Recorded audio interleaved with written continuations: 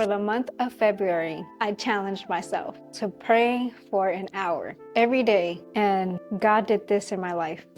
I had came across a testimony that I saw on YouTube of a brother named James. And that really convicted me because I realized that I didn't have a prayer life. He was an ex-warlock, an ex-Satanist, and just the spiritual battle that goes on and just how important it is to pray and how other religions,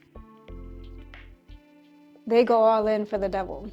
So that inspired me to pray. So each month I try to challenge myself. I try to do something that will get me out of my comfort zone. And if I'm trying to get out of my comfort zone when it comes to the gym, when I'm trying to discipline myself, well, why not do it for God? I wanted to push myself and pray an hour a day. And it has changed my life. I know that at times it could be hard.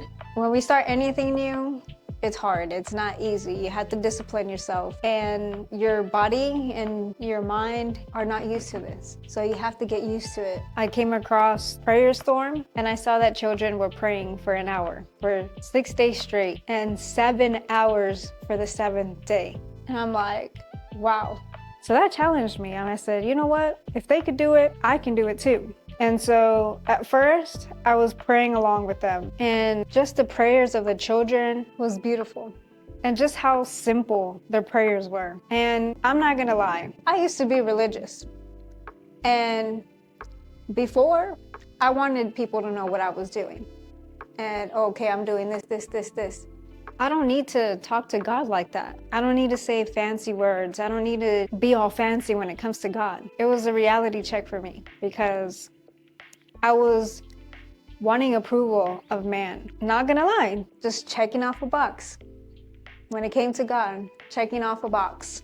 It wasn't right. And now I don't feel like it's forced talking with God. Now I don't feel like, oh, I'm checking off a box, or, oh, I have to pray right now. But it's actually pressing in and praying for others. I wasn't really praying for my family.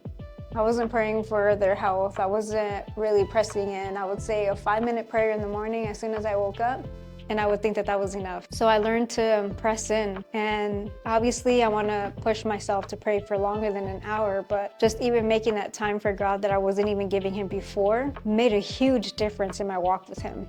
And I was against speaking in tongues or praying in tongues, but it has changed my life, and it made me feel like I was a bodybuilder in the spiritual realm. Sometimes I don't always have the words to say when I'm praying, so I pray in my heavenly language, and God has given me new tongues when I started praying in my heavenly language. And it has been so beautiful, and just have that relationship with God, just to have that time with God has been beautiful. And just to know that people are depending on my prayers and really being consistent, really taking it to God. God this, God that. Remember you said this, remember that?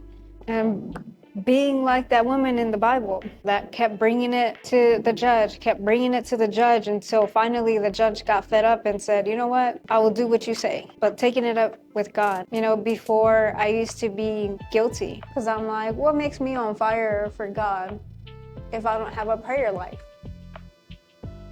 I mean, that's what Jesus did, and I'm not even doing that. And I'm supposed to be like Jesus. So what makes me on fire for God if I don't have a prayer life? And now it's my routine of praying and knowing that I have to pray, because I do want to see my loved ones saved. I do want to see the people that I'm praying for to be saved. I want God to hear my prayers. So I got to be consistent and really war for this person, because it's a war out here. It's a war, and we got to be aware and alert.